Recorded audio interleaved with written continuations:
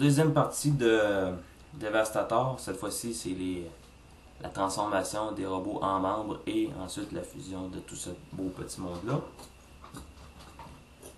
Moi, je vais vous suggérer, si vous voulez, vous pouvez commencer par retransformer tous vos personnages en véhicules et de là faire la transformation ou la fusion. On va commencer par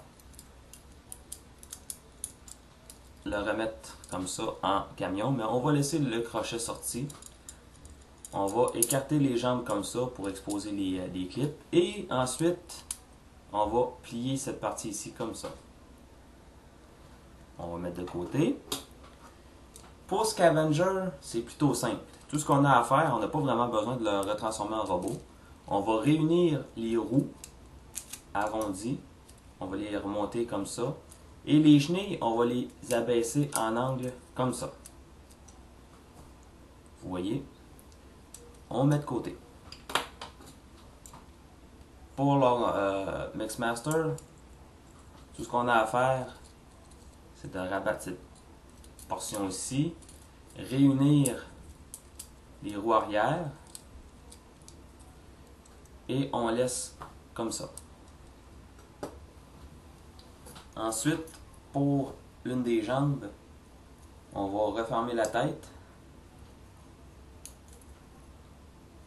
Et ensuite, on va ramener cette partie ici comme ça. Et ainsi. On va réunir maintenant les bras comme ça. Et on a la première jambe. Maintenant, on va ramener les pieds vers le haut comme ça.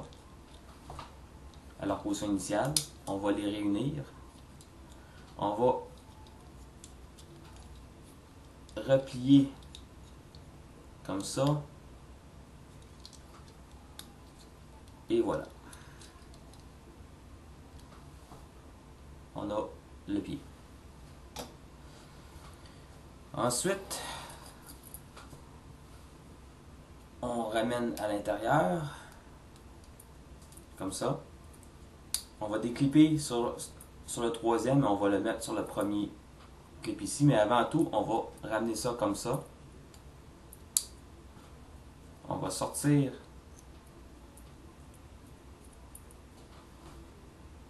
la cage comme ça. Ça va former la main.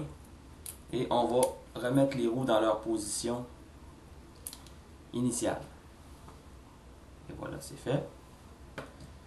Pour ce qui est de Scrapper, très facile. Hein? On ramène la tête vers le bas. On ramène les bras vers le bas. On clip le tout. On remonte les jambes comme ça. Et on laisse ainsi. C'est lui qui est le plus facile. Comment on réunit tout ça? Vous voyez que ici, j'ai deux pins. Et là, j'ai deux encoches. C'est facile à déduire que les prises mâles rentrent dans les prises femelles. On peut abaisser ça comme ça.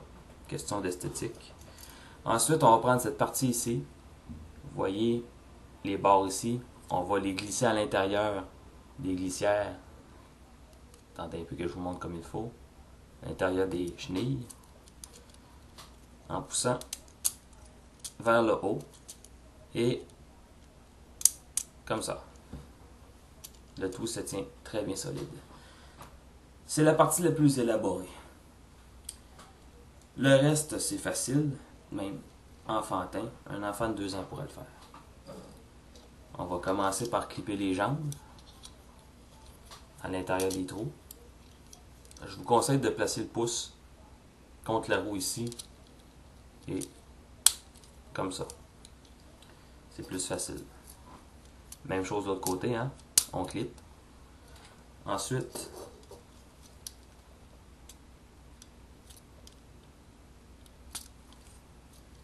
l'assemblage des bras est un petit peu plus raide que l'assemblage des jambes. Et voilà. Et là, vous avez Devastator dans sa version miniature. Première chose qu'on remarque tout de suite, c'est son visage. Hein? Un peu plus détaillé que le Suprême. plus ressemblant également au film. Plutôt trapu, vraiment on peut pas vraiment le faire marcher sur quatre pattes comme l'autre. Faire un petit tour pour le voir dans le dos comme il faut. C'est bien pensé, l'ajout du septième personnage, c'est bien pensé, ça tient bien. Point de vue articulation, par contre, c'est très basique. Hein.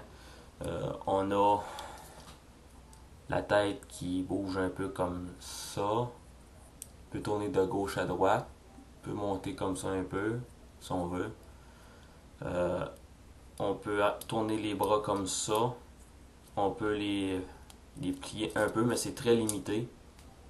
Il faut vraiment bien positionner. Aussi au niveau des épaules, un peu, ce qu'on peut appeler les épaules, ça tourne. Mais c'est vraiment très basique, là. Puis on peut positionner les jambes en tournant comme ça. Donc, point de vue articulation, là, c'est vraiment pas... c'est pas hyper polyvalent, mais on a quand même un peu plus d'articulation avec lui qu'avec le Suprême. Veuillez m'excuser, je suis pas habitué avec cet angle-ci. Un beau set. On a quand même la chance de ne pas avoir les deux boules qui pendent ici. Là. C'est quelque chose qu'on s'est abstenu de faire. Je suis quand même plutôt content. Une fois assemblé, ce Devastator-ci a la grandeur d'un de luxe. Dans la grosse comparaison. Ou d'un Human Alliance Mudflap. Si je les compare côte à côte, ils sont pas mal de la même grandeur. Parce que chacune des composantes de Devastator sont de taille Legend. Ça fait pas un gros robot énorme. Peut-être qu'on va faire une comparaison avec Sunstreaker Classic. Pardon. Même grandeur. Donc, pour le prix, chez Walmart, ce Devastator-ci m'a coûté 35$. C'est quand même dispendieux pour un set comme ça. Tout de même, ça vaut le coup. Si vous ne vouliez pas vous encombrer du Suprême, eh bien quand même achetez celui-ci. Il en vaut la peine. Surtout que chaque partie du robot forme le véhicule, la partie du gros robot et des petits robots individuels. Je vous le conseille chaudement. Vraiment, où ce qu'on nous a vraiment donné beaucoup de détails, où ce qu'on s'est forcé le plus pour les détails, c'est au niveau du visage. Hein, ou le sculptage du visage. Bien pensé. Ma seule question, c'est pourquoi est-ce qu'on n'a pas fait la même chose pour le Suprême. Voilà, c'est tout pour ce Devastator-ci. Je vais vous revenir aussi avec trois autres petites revues aujourd'hui. C'est des demandes spéciales. Je vous souhaite une bonne journée et à la prochaine revue.